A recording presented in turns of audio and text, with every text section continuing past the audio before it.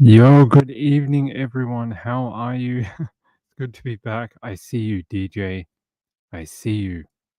He says, Ping. Ping likes to wear hoodies.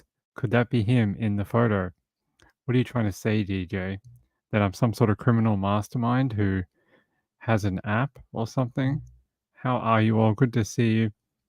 Peekaboo Cockatiel, Mamma Mia, Rachel, Laurie is here, Marilyn Landis, Mr. DJ. Mr. Dan Yee is also here. Sean as well. And I Hate Mornings made it. Okay, let me get set up and I'll get the camera on. All right, Operation. There we go.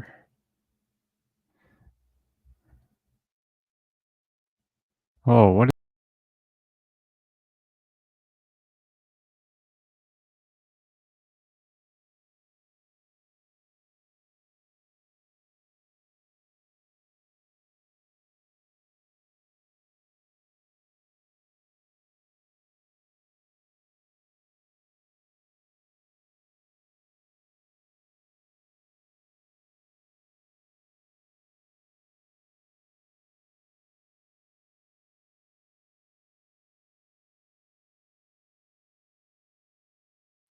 There we go. I don't know what happened there. That was weird. No, it wasn't the audio, it was the camera.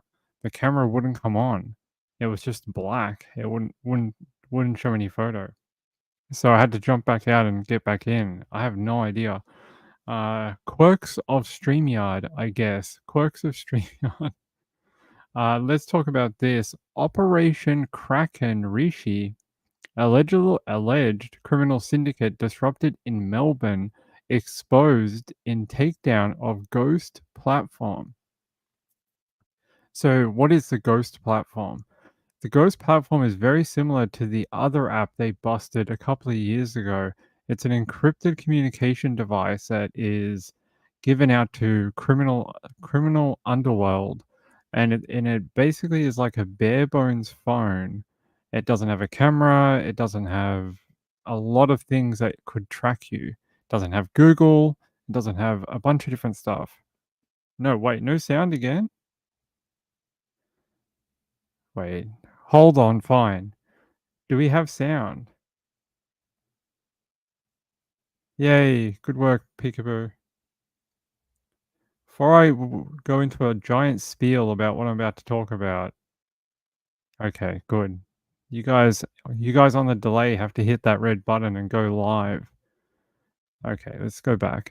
So, what happened today is it actually started way back earlier this year.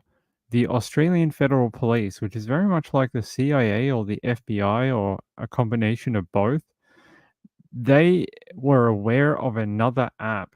If you remember a couple of years ago, there was another Operation Kraken that happened, it's like 2021, 22. Hold on. And they took down a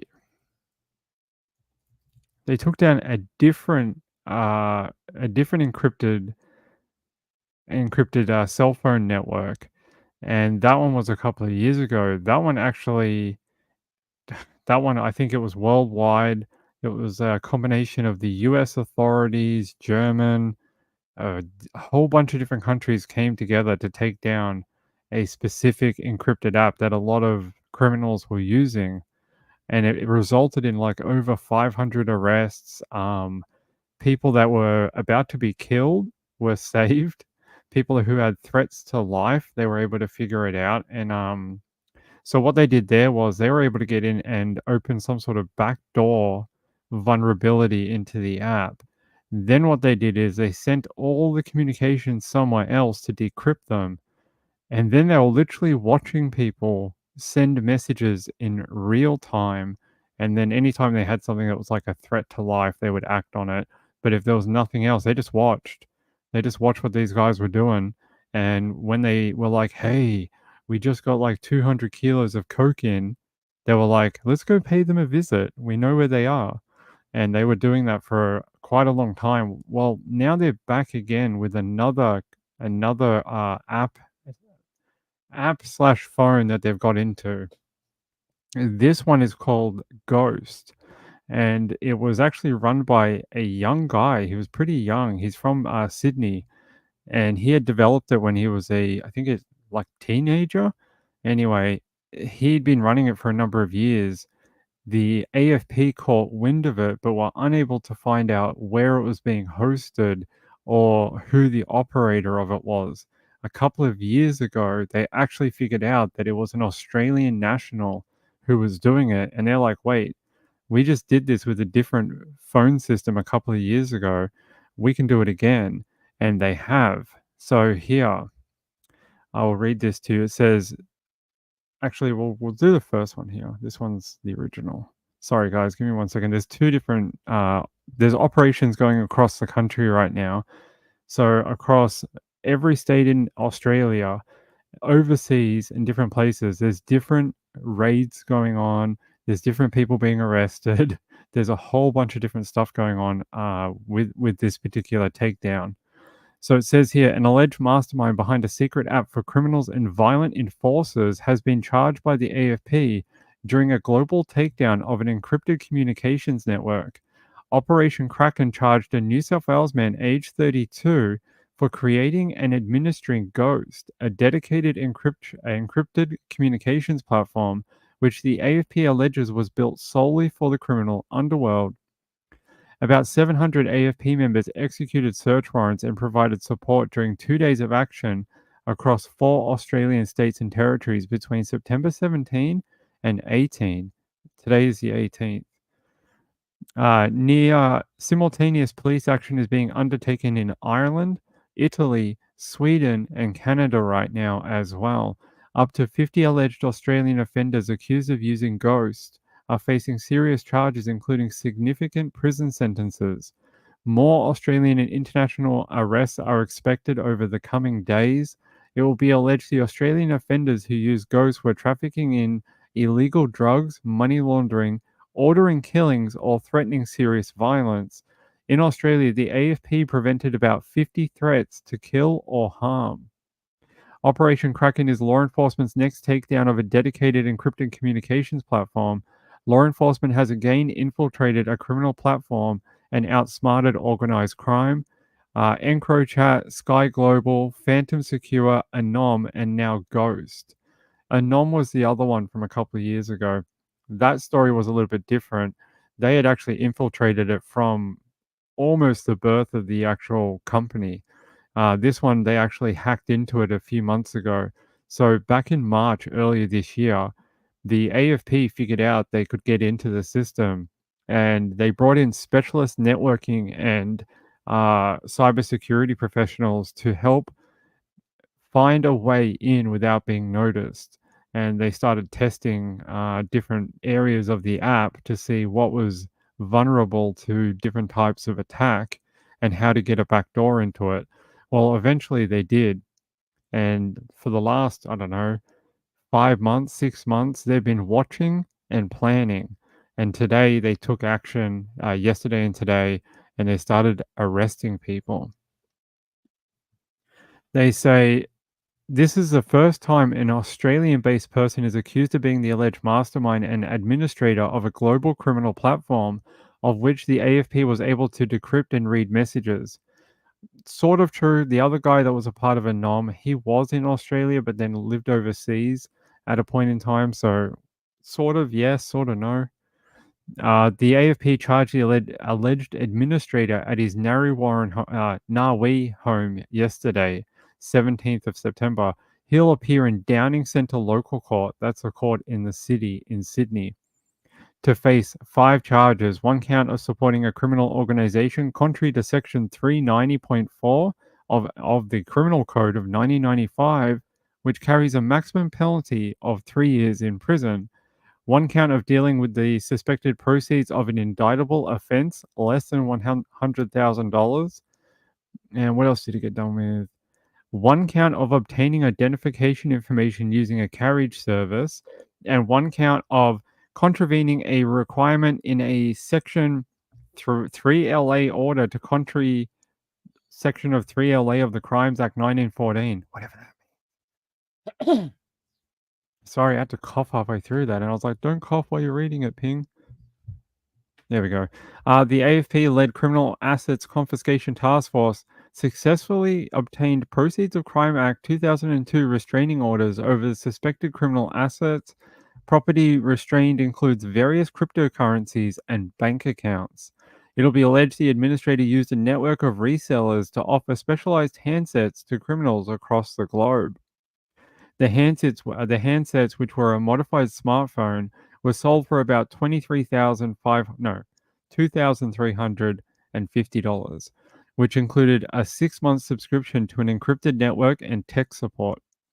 As of September 17, the AFP will allege there were 376 active handsets just in Australia. Ghost was created about 9 years ago. However, the opportunity for law enforcement to target the platform arose in 2022. In 2022, international partners started targeting Ghost and asked the AFP to join an operational task force. Now, the reason they were asked to join is because our laws down here are a little bit different from some of the other countries, like the USA and some of the European nations, where decrypting this information and then reading it is not against our laws down here. But in some countries like the USA and some European countries, it is actually against the law, and you need high level court orders to be able to do it. But if you go and get high level court orders, it'll be public information. So they often like to ask the AFP to join in because they can route it through Australia. They don't need those court permissions. Then the partners, and I'll tell you them in a second, they benefit from that relationship, which includes the FBI, there you go, America, the French gendarmes, and includes the AFP, Royal Canadian Mounted Police, RCMP, Swedish Police Authority, Dutch National Police, the Irish Garda, the Italian Central Directorate for Anti-Drug Service, the Icelandic Police. Yeah, so there's a whole bunch of host countries that are helping. While the AFP worked within the task force, it also established Operation Kraken after developing a covert solution to infiltrate Ghost. The administrator regularly pushed out software updates just like the ones needed for normal mobile phones. That's not clever. That's so not clever. That's called a OTA update. OTA updates are susceptible to attack, and that's exactly what they did. It says the AFP were able to modify these updates, which basically infected the devices, enabling the AFP to access the content on devices in Australia. Yes, this is pretty easy to do. This is almost a man in the middle attack. So what that means is you have a device over here, you have a server on the other end on the other side, and AFP would have somehow placed themselves in the middle, pretended like they were the content server, and then infected, like gave out an update which wasn't for real. It was probably had some sort of modification, and they probably made it look like the last update that was officially coming through from the administrator. They probably named it the same, just modified it a little bit, opened up a backdoor, and then allowed themselves to peer into the devices while they were working. And this is pretty cool stuff if you're into tech. It's OTA updates are not secure. It doesn't matter what anyone says. So I am surprised someone running an encrypted network would use them. It would be better to use a hard approach, which would be you would literally have to go to your service provider, whoever you bought the phone from, and plug it into their computer and then get a update from them that they were sent on some sort of storage device. That reduces your risk of getting a man in the middle attack like this particular one. It could be a man in the middle, or it could be something similar to what they call like a poisoned well attack, where the well has been poisoned and you're drawing from it, but what you're getting is a vulnerability and backdoor instead. It could be one of the two. I'm not sure which one they used. It says here also Operation Kraken included 38 arrests, 71 search warrants conducted, intervening in 50 threats to life or threats to harm, preventing more than 200 kilograms of illicit drugs from harming the Australian community, and seizing 25 illicit firearms or weapons. And yeah, pretty cool. I love when this happens because it shows you it doesn't matter how secure you think something is, it is not secure. That is pretty much the mantra of cybersecurity. We were told I'm a trained and certified cybersecurity consultant, and the first thing we were ever told is nothing is ever friggin' secure. Doesn't matter what it is. Doesn't matter if it's a VPN, encryption, blah blah. There's ways into stuff always. Who? I don't even know who that is. Hella? I don't know. Sorry, guys. Could be a Trojan horse attack. Excited utterance raid. Hey, my friend. I was like, who sent you? Who? What's going on? Hey, my friend. How are you? I was scared for a second. I was like, am I going to have to start banning people? Gonna have to get the ban hammer out? Hey, thank you. I just call you by your screen name. But hey, my friend. Good to see you. I saw you on live before, actually. You were talking about the Sarah Boone case, right? Hey guys, how are you? Thank you for joining. I appreciate it. I appreciate my friend sending you over. Good to see you. Her name is Hella. Okay, well, I just call her by her channel name, but great. I'll call you Hella from now on. Fine. No, I'm not going to ban anyone. It's just like we sometimes get like a lot of trolls randomly come in, especially when I'm on late at night or whatever, and we have to do it. But you did one of those redirect things. Thank you. I appreciate it. That is very sweet of you. I appreciate that. Very kind of you. Hope you had a great show. We're talking about the AFP, the Operation Kraken that went down yesterday and today in Australia. Very similar to the non-hack that happened a couple of years ago. So if you weren't around for that, actually, let's go back. Let's go back to the Anon Operation Kraken Anon. So people who haven't seen this, let me give you some background. It was only a year ago? No. It wasn't a year ago. It was ages ago. Hold on. AFP.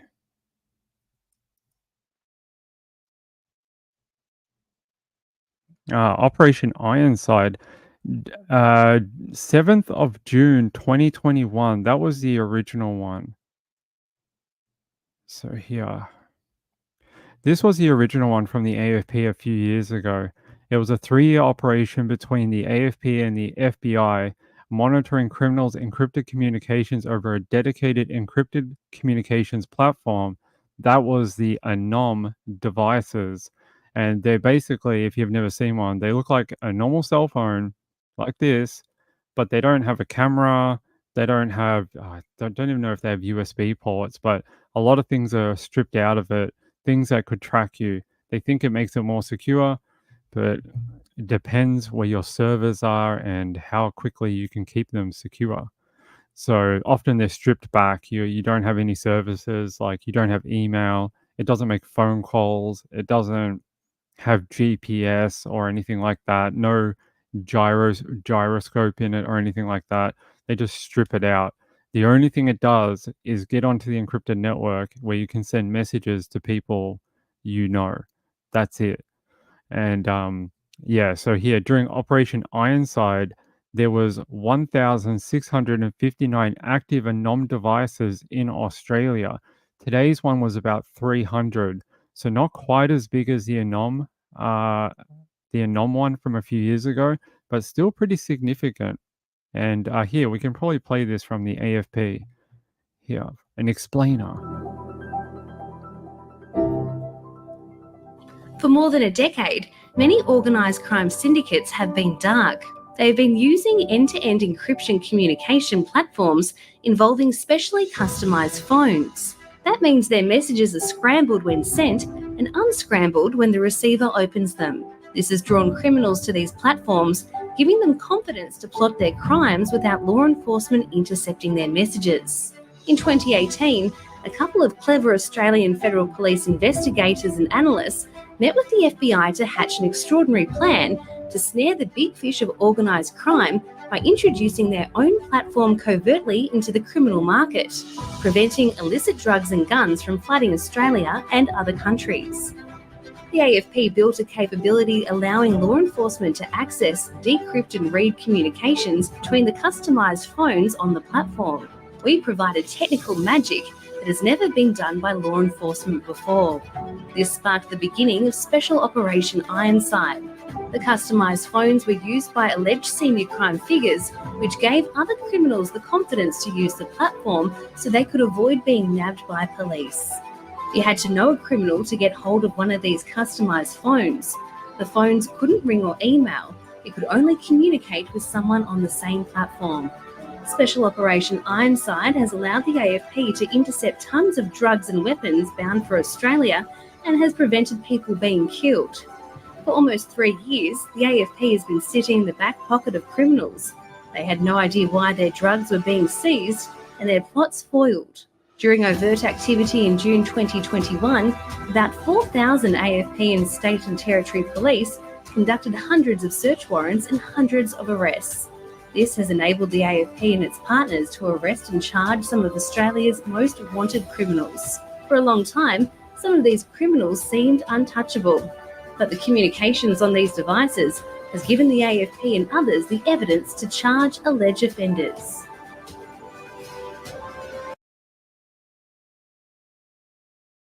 So there you go. There's their little explainer. Casper says, sounds like Ironside involved upper echelon coding. I can't remember what they did for Ironside. I think they already found a way in during like one of the very original, the birth of the company. One of the guys who was involved in it, basically turned snitch in a way, and they used him to basically catch everyone else. This one today is more like what you're talking about. They had to find a way in. The other one, they had a way in because one of the original guys who started it was he was banged up on a million charges, and this was his way of sort of making that better. This one, yes, this one, Kraken, I definitely think it sounds like they had to find that vulnerability, which was the over the air, or however they did it from a server, over the network updates, and then they poisoned that well, allowing a modified update to be spread out to all the devices. Then they were able to use the whatever vulnerability they put into the update to access them while they're live and basically peer into them, watch them. They're not doing too much. They're just sitting there taking notes, basically. And then when the time was right, which was yesterday and today, they pounced, got the people when they had enough evidence, and they will go through the Australian courts over the next period of time. I don't know how long it'll be. It'll be a while. But there was one in Melbourne today. That's the other one I was going to show you. So an offshoot of Kraken, which was called Kraken Rishi, alleged criminal syndicate disrupted in Melbourne. So the first part of this operation was done in Sydney plus some other states of Australia. And then they came down to Melbourne, got some Victorian police and AFP to joint task force. There you go. The Victorian Joint Organised Crime Task Force, comprising of AFP and VicPol members, arrested the men at Docklands, Keysborough, and Dallas in the early hours of Tuesday morning. That's today, right? Or am I crazy? No, that's today. No, that's yesterday. Ping. Thinking in US time. Today is the 18th here, so 17th was yesterday. It'll be alleged the syndicate used encrypted communication devices and the Ghost platform to plan and execute illicit drug supply and distribution operations across Victoria. Police will also allege the syndicate used the platform to organize the movement and trafficking of about 128 kilos of methamphetamine, cocaine, and MDMA just between January and June this year. That's not very long, right? About 5, 6 months, and they're moving over 100 kilo of this variety of drugs: methamphetamine, cocaine, and MDMA. They also say two Melbourne businessmen, a Docklands man who is 36, who police will allege is the ringleader of the syndicate, and a Keysborough man, 34, are accused of using the criminal platform that has now been disrupted and shut down by law enforcement. A third person, a 32-year-old Dallas man, was also charged. The men were arrested at their homes. Probably had no idea. They're like, hey, the postie's here. I've got a package of drugs. And they went to their door, and it wasn't a courier of drugs. It was the police coming to arrest them. They're probably like, how did they know? We use an encrypted device. Well, they broke into your encrypted device. The two men were arrested after investigators allegedly identified them engaging in drug transactions in Port Melbourne. A search warrant was executed on the men's two vehicles, and police detected a concealed compartment inside one of the vehicles that allegedly contained two electronic devices, a scale, 12 clip seal bags, snaplock bags, each containing about 1 kilo of crystalline methamphetamine. Police seized a 1 kilo brick of cocaine, three electronic devices, and $30,000 in cash from inside the other vehicle. Oh, maybe they were going to do a little bit of a trade. Maybe they're going to do like, hey, you got some coke, I got some ice, let's trade our drugs. Or they're just having a drug party. They're like, hey, let's have a drug party in our vehicles. The cops will never know. And the cops did know. The Victorian JOCTF then executed search warrants at their homes in Docklands and Keysborough, along with other businesses in South Melbourne and Port Melbourne. At the time, police allegedly seized an unregistered Glock 26 firearm, 4 boxes of ammunition, 4 computers, 7 mobile devices, and about $4,000 in cash. And that was from the Docklands home. 18 electronic devices were seized from the Port Melbourne business. Maybe they were distributing the phones. Maybe. Both men were charged with trafficking a large commercial quantity of a drug of dependence, contrary to Section 71 of the Drug, Poisons and Controlled Substances Act in 1981 in Victoria. The Docklands man was also charged with firearm offences related to that unregistered Glock 23. The men were both arrested again today, following the discovery of new evidence uncovered as part of the operation, which led investigators to allege the Docklands and Keysborough men were users of the Ghost encrypted communications platform. Here's some photos of the drugs. Yeah, I'm going to open this in another tab. This is what they seized. There you go. Giant bags of, looks like methamphetamine. Looks like crystal. So there's that scale. They don't use those tiny little ones that everyone sees or the drug dealers have, like, those little tiny pocket ones. They use kitchen scales because they deal in kilos, not grams of product. That is a lot of drugs. That would keep a rave going for many, many months if you owned a rave. So there you go. Lots of different drugs. Onion sites. I don't know if it's an onion site. I think it was probably just some sort of encrypted platform where to join the chat, you probably had very similar to what's that app that everyone uses? I don't know, dude. Don't even know if I have it. Whatever that app is, but basically the server gives you a key, and between you and the other user, you have to share that key to unencrypt the messages between each other. That person has to also give you their key. That way, his messages or her messages will open on your side. And that's probably how it worked. But when you get a poison update on the phone, it doesn't matter because they can oversee over the top of it. And it doesn't matter about the encryption because they're getting all the keys to unencrypt it all. WhatsApp? No, not WhatsApp. What's that? Hold on. My memory's terrible. Hold on.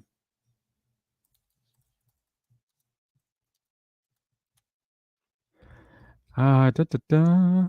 Oh, Wicker. Wicker is one that is used by a lot of people, especially in the drug trade.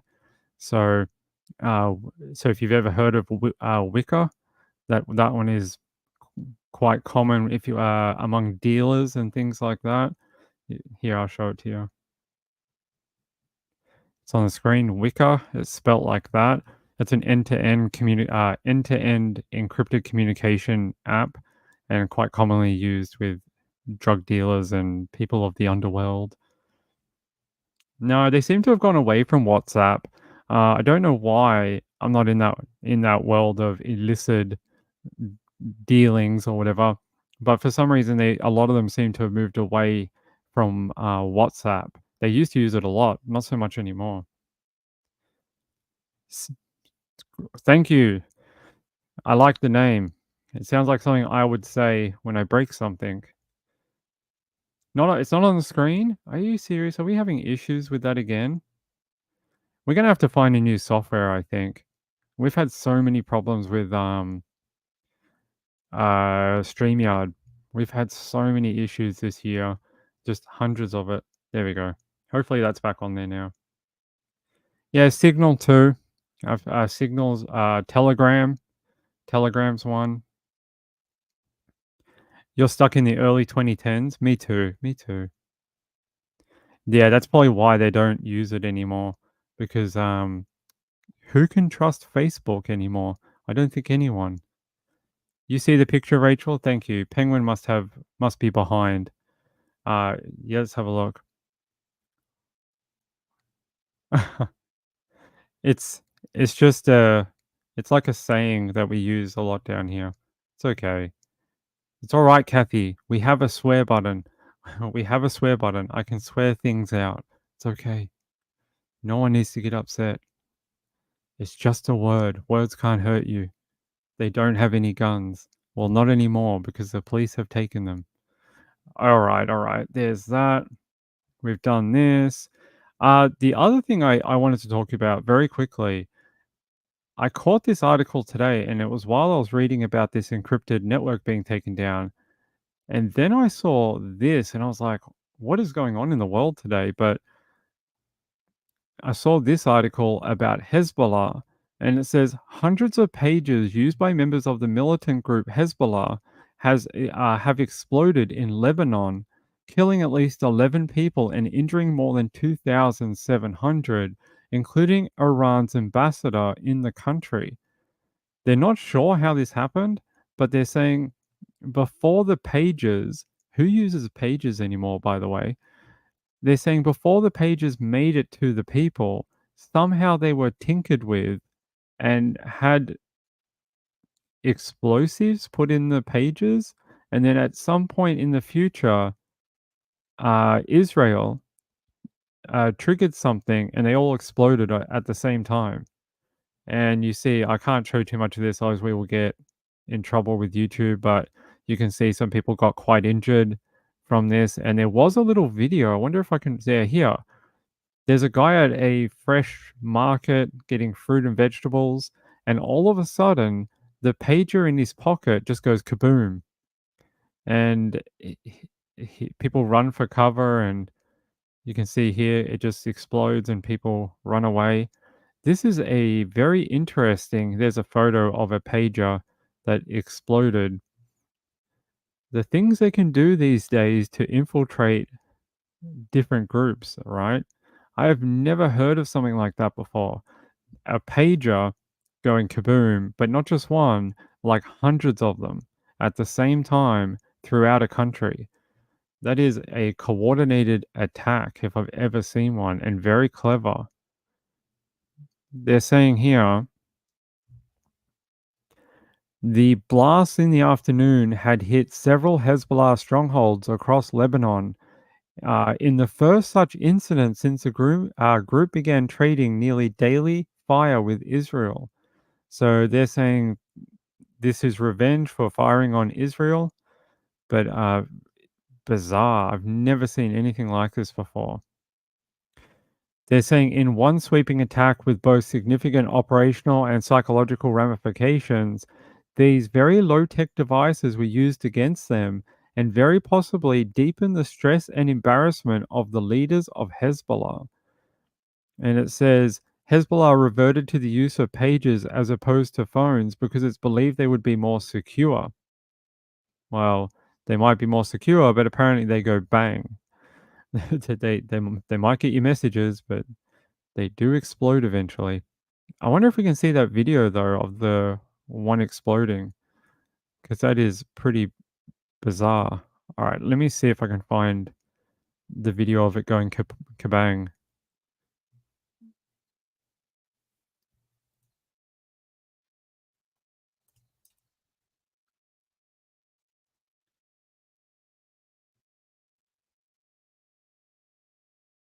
Yeah, let's go to 7 News in Sydney.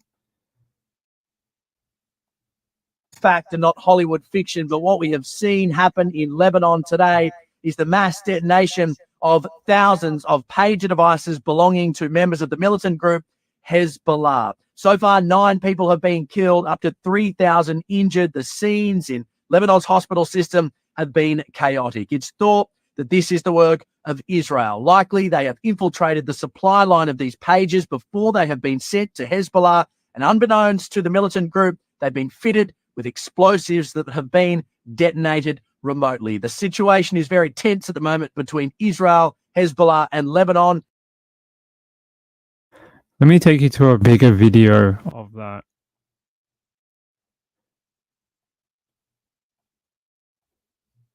So you'll see it here. Warning.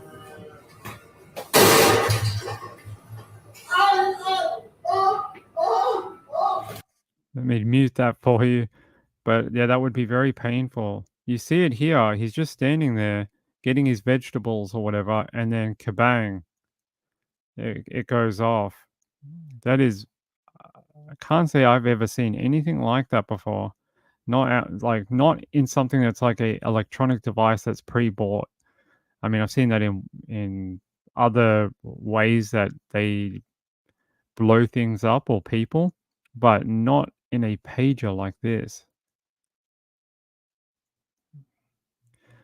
Imagine if you were that person. Sean says, who came up with that harebrained plan? I don't know. Yeah, it was a strong message from someone. Danny says, I had a pager in the late 80s. Yeah, I didn't think there was any pager network still operating at all. Yeah, sorry, dude, your pockets went kaboom. Scott says, Israel already killed someone with explosives in a phone. They thought pages would be safer. Yeah, I have never seen the phone one. I'll have to look that up. But after we talked about the encrypted app, and then I saw this, I was like, what a weird day for communications devices. Yeah, it's FFS, that's what I'm going to call you. Casper still has a landline. Who has a landline anymore? No one. Everyone has VoIP or voice over IP now. Moonlight View says, I had a cell phone in 1995.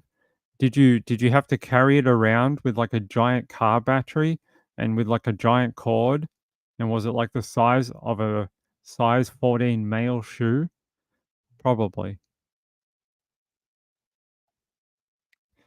Yeah, it's a very get smart thing, isn't it? But it wasn't a surprise attack. We warned them in a pager message. We sent them. It was going to self-destruct.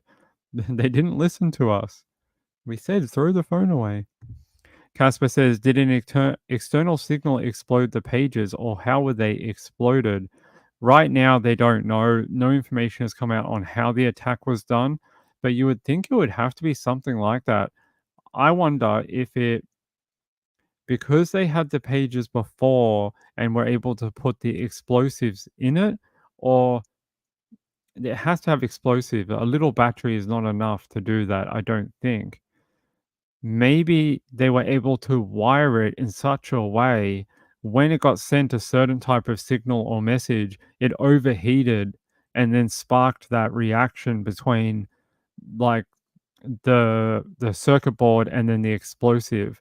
Like it heated up like immensely, and that created the boom. That's the only way I could think of it maybe working. a dedicated actual line. They're getting rarer. Copper networks are being discontinued very, very quickly now because they're degrading over the years. The copper gets it gets oxidized, or it just ruins from being copper, and it costs a fortune for telecommunication companies to keep repairing it. So they've been trying to get rid of it for a long time. I don't know if they actually can, but they've been trying to.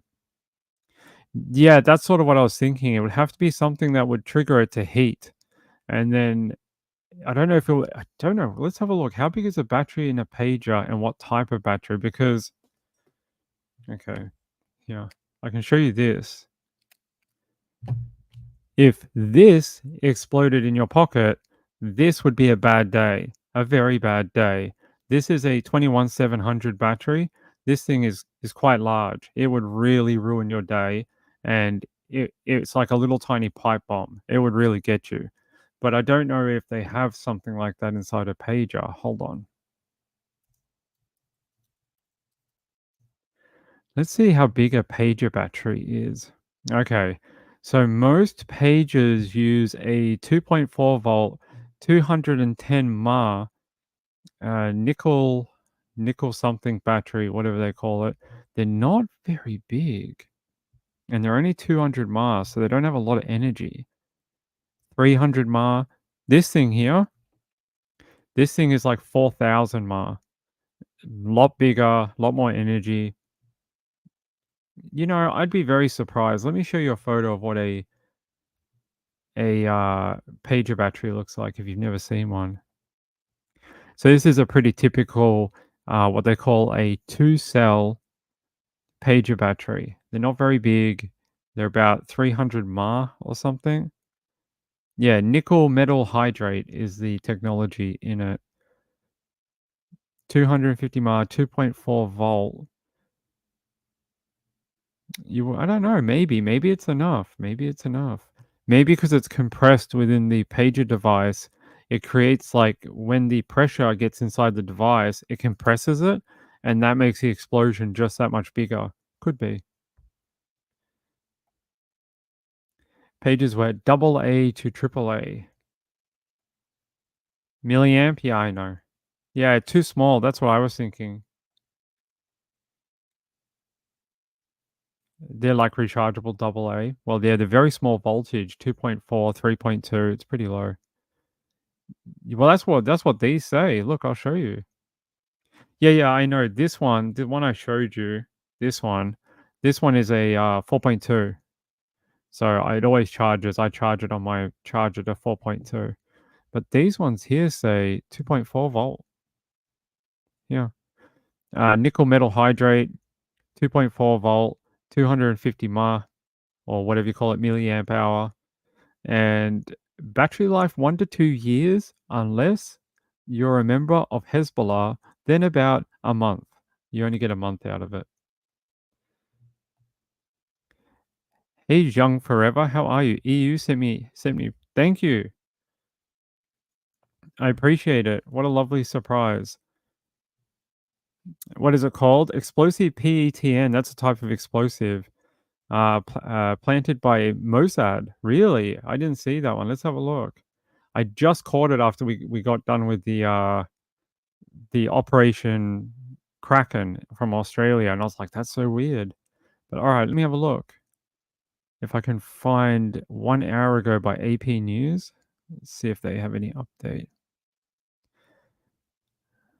So AP News, which is the Associated Press, says pages used by hundreds of members of the militant group Hezbollah exploded in Lebanon and Syria on Tuesday, killing at least 9 people, very sadly, including an 8-year-old girl. That's not very nice. And wounding several thousand people. They're saying here, yeah. A U.S. official said Israel briefed the U.S. on the operation, in which small amounts of explosive secreted in the secreted in the pages.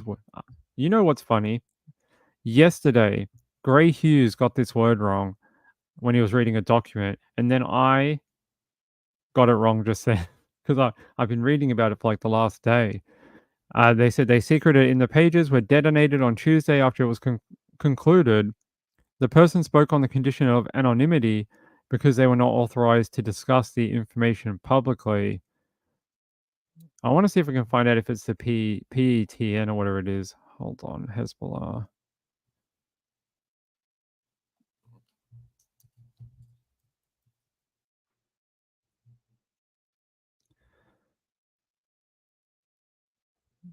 I don't see that report, but it doesn't matter. They did say there was explosives in it, so same.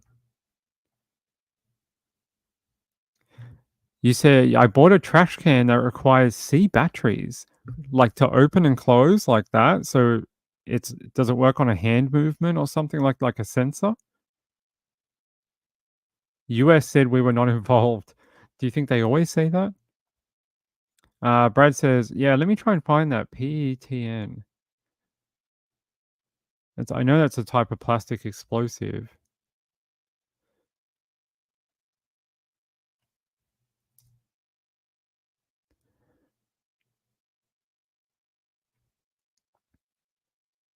Yeah, I can see something on Rolling Stone, but I can't get to it. Let's try Vox Media.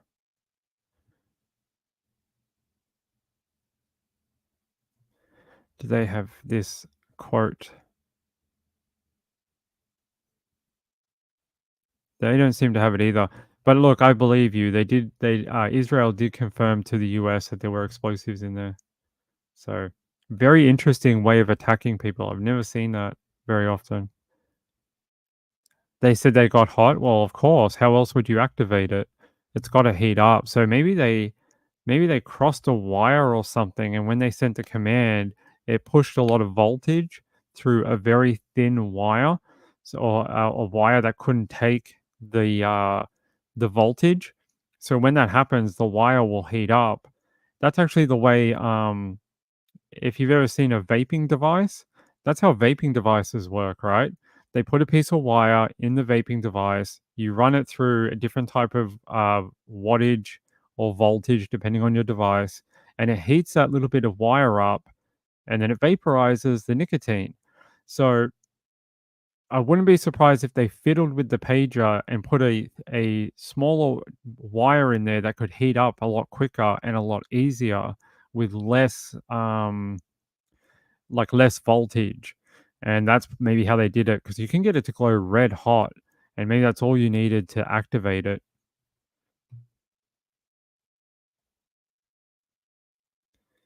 Yep. Yeah. What a horrible thing. Did you guys watch the documentary? Was it a documentary that came out like last year on it?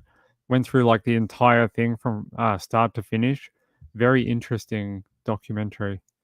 I was around for it. I remember when it happened, and then everyone put out those photos saying, "Oh, it's definitely this guy, and we found him online. It came from Reddit," and people were saying, "This is 100% the guy with the hat in the video footage."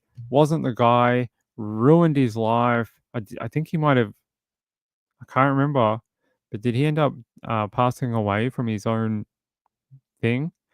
That's very sad because didn't end up being him, had no connection to it. Had work friends running in the marathon. Horrible. Rachel says, "You know you're safe with your batteries." You immediately put the vape down.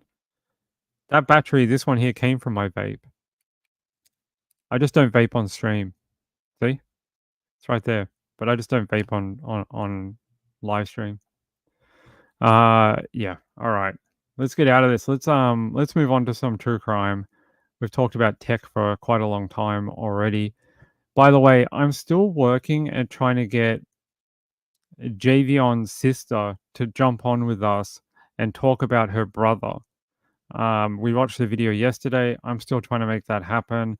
I hope she gets back to me so we can talk to her about it. So if you didn't know what that is, that was a case we were talking about late last night on the Late Show about a guy who was seen buying rope at a store and then was found tied to a tree the next morning. and they tried to say a few things, that it wasn't a lynching, it wasn't, they haven't confirmed it was a S word or, by his own hand. But a 911 caller called in the morning and said, "Oh, I see a guy. I'm here mowing lawns and I see someone tied to a tree. I think that they are dead."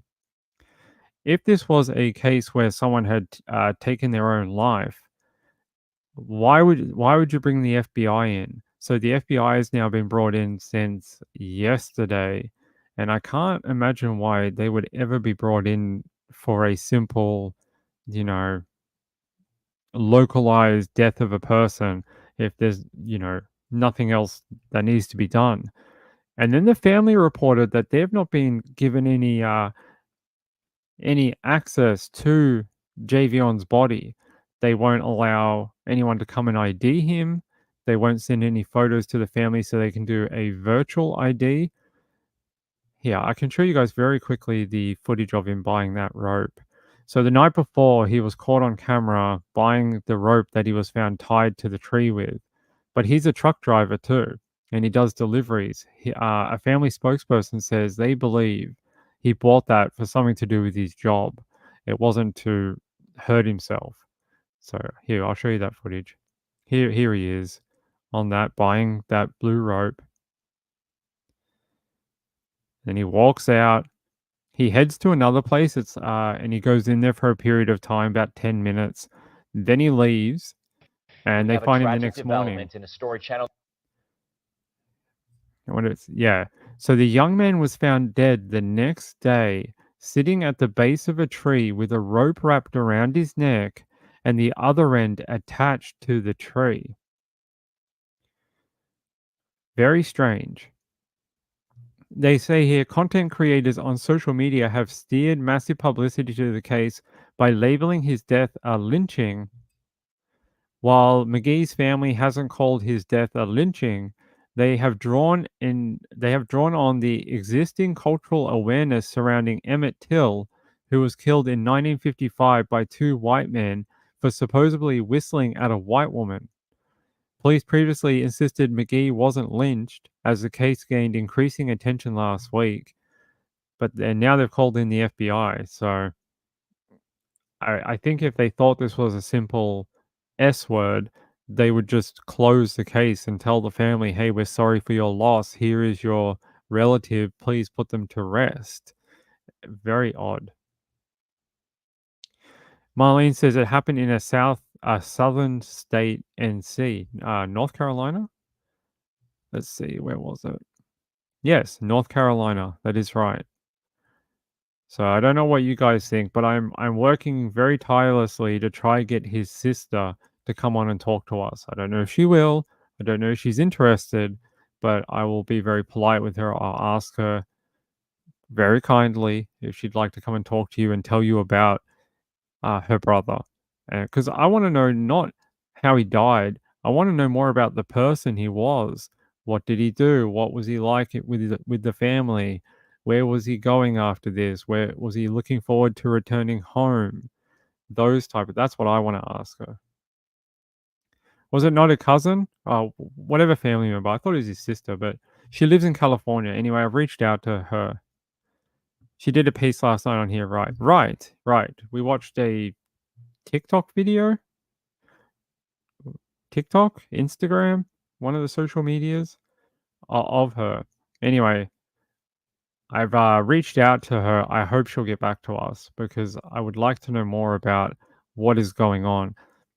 Because it sounds weird. Why would they not allow family members to go and see the body? They then said his mom couldn't go and see the body unless she had the father's permission. Why would you need the father's permission for an adult? This is not an underage child. This is a full-grown man. It's a man. It doesn't matter who the person who identifies the person, as long as they're a direct family member. 21, pretty, yeah, young fella, but not a child. Marlene says, my dentist was killed and the FBI was here on day one. It was a state cop who did it. Oh, interesting. FFS says seems really odd. It is very odd. Let me see if I can play something from the. There was a sheriff. Was it a sheriff? I might be getting it wrong, but there was a interview with one of them. Let me grab it from yesterday.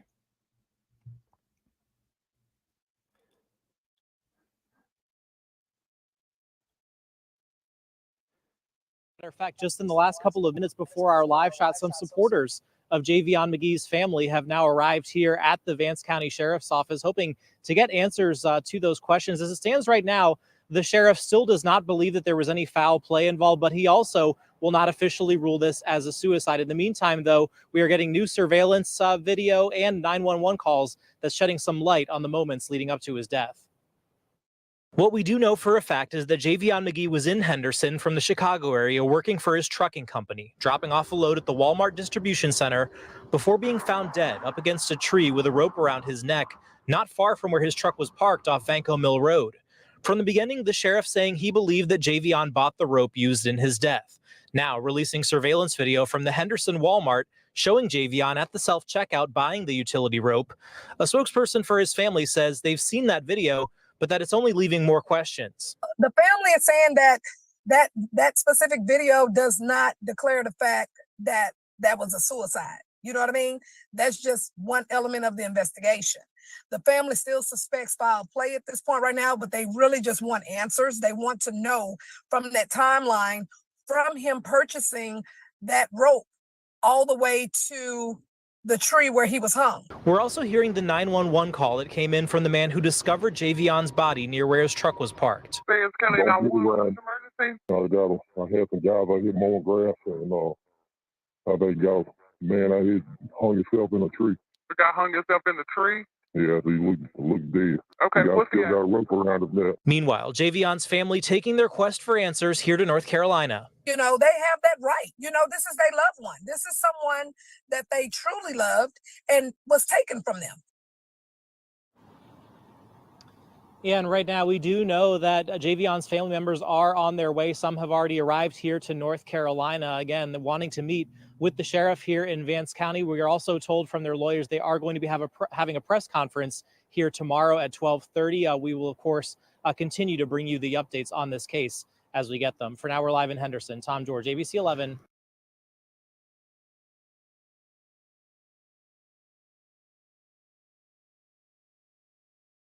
Okay, maybe that's why I can't reach her, because she's heading out to North Carolina. That makes sense. 1 second, I have to fix something.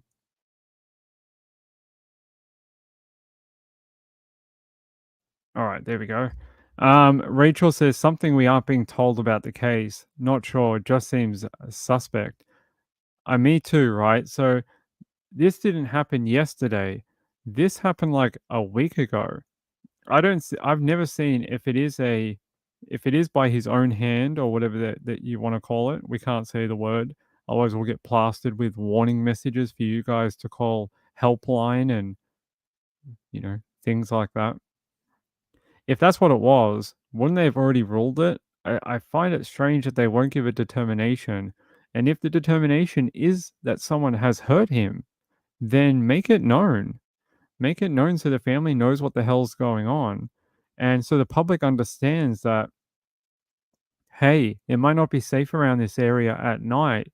There seems to be someone around here who's hurting someone. It's very odd. Moonlight View says people unalive others for mere dollars. Maybe he got rolled. Yeah. FFS says just saying he was a truck driver. What if he needed the rope for something else, like something shifted in? That's right. That's what the family said. The family said that he is a truck driver. The rope was not for that purpose. It's for something to do with trucking. So I agree. It could be very easily. Hey, Robbie. Hey, my friend. How are you? Yeah, we're not allowed to say that word on here. Otherwise, we get plastered with like all these messages to make sure you call helpline if you're not feeling well, which is fine if you need it, but that's not what we're talking about. FFS says, I smell foul play if that's all they're willing to say. I think that and bringing in the FBI is interesting. Yeah, he could have needed it, right? So the national minister of politics for the new, I have no idea what that means, but sure.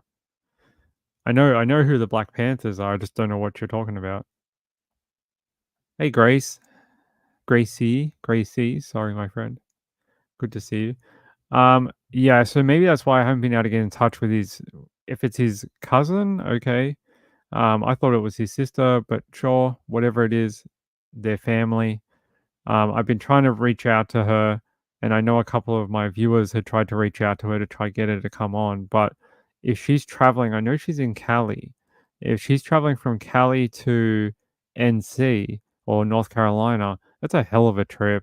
I don't want to bug her while she's traveling to go see the sheriff who's taking care of her relative's death investigation.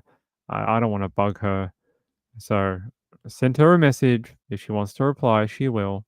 And if she doesn't, well, that's her right as well. But we'll keep covering it. It says here the family is saying that the specific video does not declare the fact that this was, that S word. The family still suspects foul Yeah, well, play at Amber, this you can only time. imagine Hey, how stop that. The family still suspects foul play at this time, but they really just want answers. According to the family spokesperson, Candace Matthews, they want to know from the timeline from him purchasing that rope all the way to the tree where he was hung. There was a small timeline released last night, but it's not very detailed. Hold on, I'll find it for you. Is it this one? Let me check. Not that one.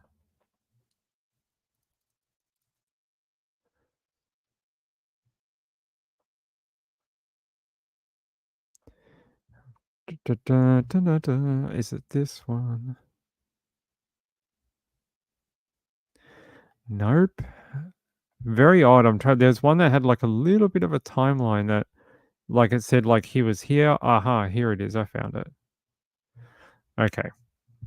So it says here September 10th at 4:20 p.m. He was seen on surveillance cameras at a Walmart purchasing the rope you see in the photo here. And that's the same rope that was found on his body the next morning. Then, about an hour later, what was it, an hour later?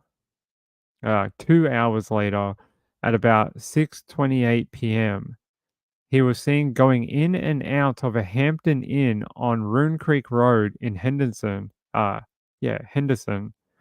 At 6:38, 10 minutes later, he was seen leaving that Hampton Inn.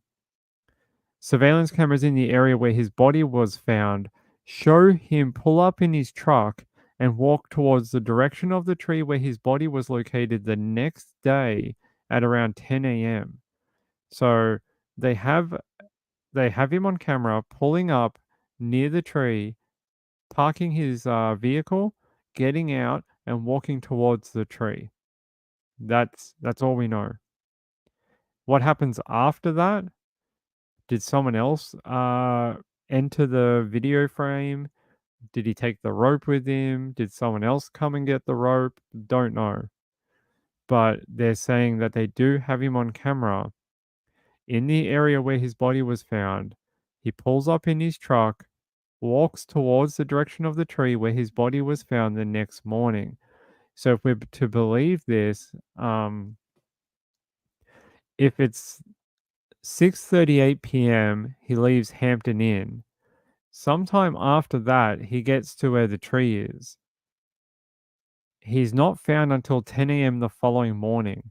That's as long as 12 to 15, 16 hours later. That's a long period of time. And I know a lot of that is overnight, it's dark. But where were the people in the morning? Like the people walking animals or, taking their dog for a walk at 7 a.m. or something like that. The guy walking down the street to get a paper. No one saw him between daylight and 10 a.m. I find that very interesting that not one person walked past and went, "Why is there a guy in a rope there?" And it took until the guy mowing the area with a crew of people was like, I don't think that guy is alive, and rang the police at 10 a.m. So a little weird. Yes, Marlene Clausen said the police spokesperson was a black man and said that there was no knot in the rope, which is a weird point to make too. Hey Tia, what's up, my friend?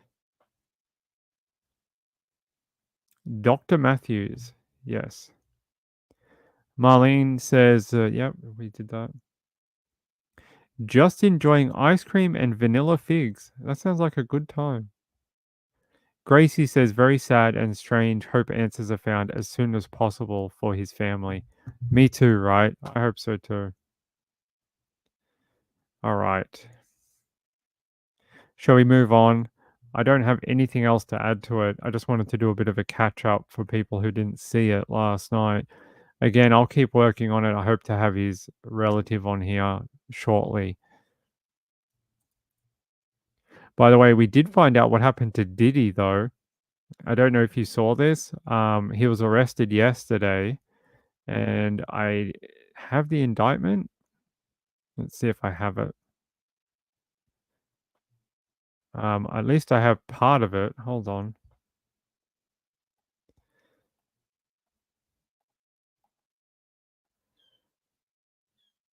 Okay. So it says here, for decades, Sean Combs, aka Puff Diddy, aka P. Diddy, aka Diddy, aka PD, aka Love. Okay. He has a lot of different names. The defendant abused, threatened, and coerced women and others around him to fulfill his sexual desires, protect his reputation, and conceal his conduct. To do so, Combs relied on his employees, resources, and influence of the multifaceted business empire that he led and controlled, creating a criminal enterprise whose members and associates engaged in and attempted to engage in, among other crimes, sex trafficking, forced labor, kidnapping, arson, bribery, and obstruction of justice. They say Sean Combs, aka Puff Daddy, aka P. Diddy, aka all the names. The defendant operated his business headquarters at various times in Manhattan and LA under a variety of US based corporate entities, including Bad Boy, which we've heard that before. Bad Boy Entertainment, Combs Enterprise, Combs Global, collectively the Combs business. Maybe he sells combs to people. Corporate entities in the Combs business included, among other things, a record label, a recording studio, an apparel line, an alcoholic spirits business, a marketing agency, and a television network and media company. At all times relevant to this indictment, Sean Combs, the defendant, engaged in a persistent, pervasive pattern of abuse towards women and other individuals. This abuse was at times verbal, emotional, physical, and sexual. As part of his pattern of abuse, Combs manipulated women to participate in highly orchestrated performances of sexual activity with male commercial sex workers. At times, Combs and others acting at his direction made arrangements for women and commercial sex workers to fly to his location. Combs ensured participation from women by, among other things, obtaining and distributing narcotics to them, controlling their careers, leveraging his financial support, and threatening to cut off the same, and using intimidation and violence. Physical abuse by Sean Combs was recurrent and widely known. On numerous occasions from at least in or about 2009 and continuing for years, he assaulted women by, among other things, striking, punching, dragging, throwing objects, and kicking them. These assaults at times were witnessed by others, including one instance at a Los Angeles hotel in or about March 2016, which was captured on video and later publicly reported, where Combs kicked, dragged, and threw a vase at a woman as she was attempting to leave. When a member of the hotel security intervened, Combs attempted to bribe the staff member to ensure silence. Let me see what else I have.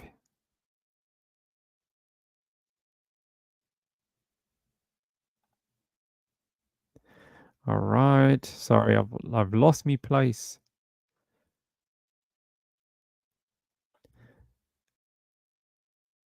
Anything here? They say, okay. They're saying operating a global business in the media, entertainment, and lifestyle industries, including, among other things, record labels, a recording studio, and an apparel line, an alcoholic spirits business, a marketing agency, and a television network and media company, preserving, protecting, promoting, and enhancing the power, reputation, and brand of Sean Combs, the defendant as a musician, entrepreneur, and figure in the entertainment industry. Okay, good for you. What has that got to do with anything? I don't know. They're just saying,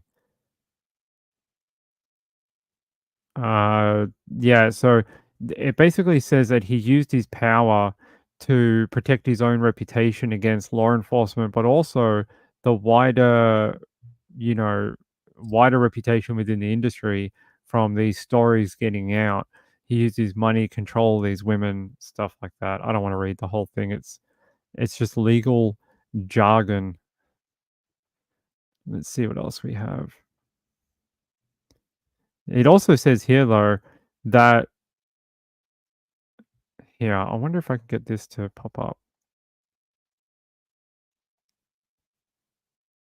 Yeah. Okay. So Combs, among other members and associates of Combs Enterprise, wielded the power and prestige of Combs' role at the business to intimidate, threaten, and lure female victims into his orbit under the pretense of a romantic relationship. He then used force, threats of force, coercion, and to cause victims to engage in extended sex acts with male commercial sex workers that Combs referred to as, among other things, freak-offs. Freak-offs were elaborate and produced sexual performances that Combs arranged, directed, and masturbated during and often electronically recorded. In arranging these freak-offs, Combs, with the assistance of members and associates of the Combs Enterprises, transported and caused to be transported commercial sex workers across state lines and internationally. Freak-offs occurred regularly, sometimes lasting multiple days, and often involving multiple commercial sex workers. During freak-offs, Combs distributed a variety of controlled substances to the victims, in part to keep the victims obedient and compliant, sometimes unbeknownst to the victim. Combs kept videos he filmed of victims engaging in sex acts with commercial sex workers. After freak-offs, Combs and the victims typically received IV fluids to recover from the physical exertion and drug use. Members and associates of Combs Enterprises, including high-ranking supervisors, security staff, household staff, personal assistants, and others, facilitated the freak-offs by, among other things, booking hotel rooms, stocking the hotel rooms in advance, including drugs, baby oil, lubricant, extra linen, lighting, cleaning.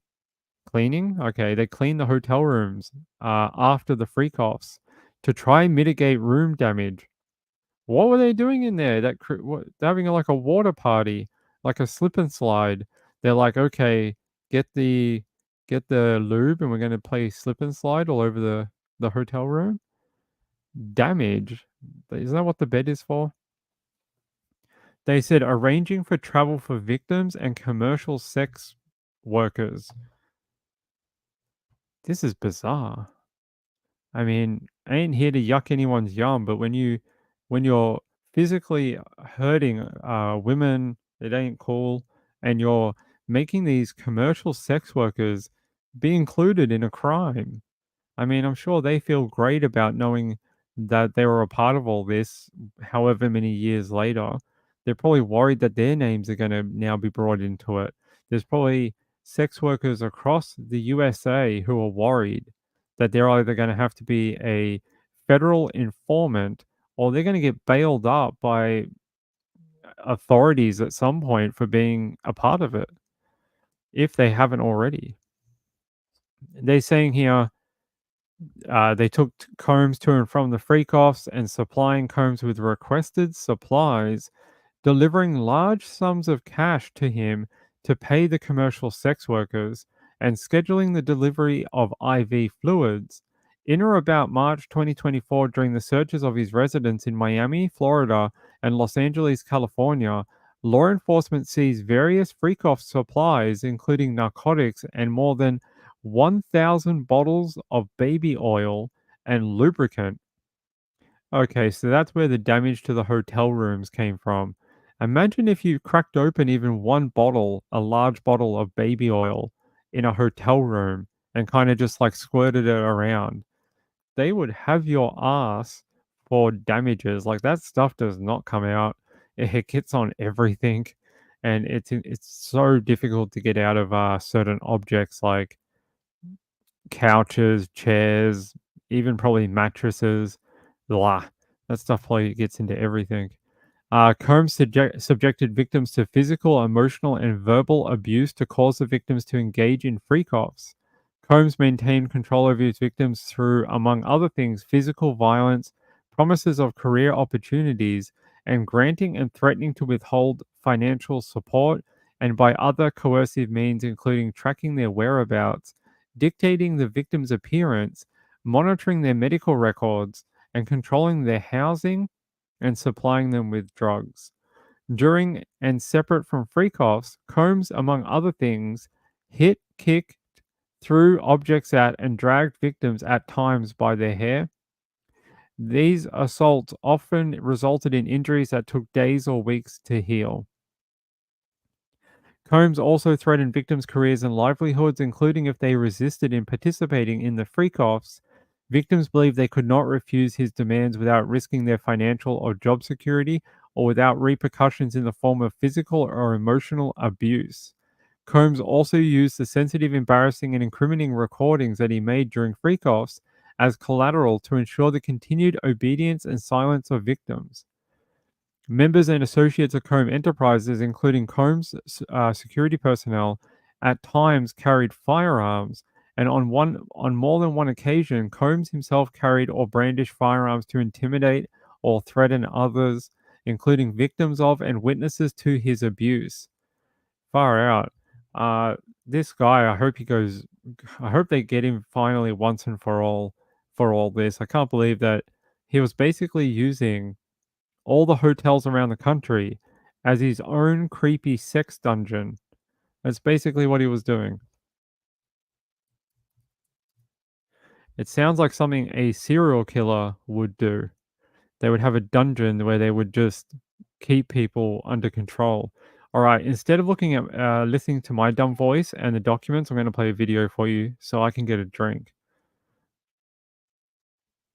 And tonight we are learning in just the last few minutes that a federal judge is now refusing to grant Sean Diddy Combs bail. Instead, he's going straight to jail tonight after Diddy pleaded not guilty to charges of sex trafficking and racketeering. Want to show you some of these brand new court sketches coming into us, like literally in the last 90 seconds. This is Combs in court after prosecutors arrested him at a hotel in Manhattan. It's where he's apparently been living for weeks, according to what a person familiar with the move tells NBC News. All of it a tipping point now in that sprawling federal investigation into the superstar's alleged years of sex crimes dating back to 2009. As we're just getting in some new and deeply disturbing details about the allegations against him and what looks like a massive criminal operation, allegedly, at least 50 victims and witnesses so far. And at the center of it, these hours and days-long sex acts known as, in their words, freak-offs that Combs supposedly orchestrated to abuse his victims. Combs allegedly planned and controlled the sex performances, which he called freak-offs, and he often electronically recorded them. Prosecutors say Combs punched and kicked his victims to try to keep them under control. He'd also, they say, filled them up with drugs like ketamine and ecstasy for long periods of times, even using incriminating records to try to manipulate his victims. Prosecutors say they discovered this wide range of evidence against Combs in several raids. They found things, they say, like AR-15s, narcotics, more than 1,000 bottles of baby oil and lubricants. We should note here that an attorney for Combs says that he, I'm quoting here, will fight this with all of his energy. His team is already planning to appeal the bail ruling, meaning they will be back in court tomorrow, as Combs has, as we mentioned, pleaded not guilty. We've got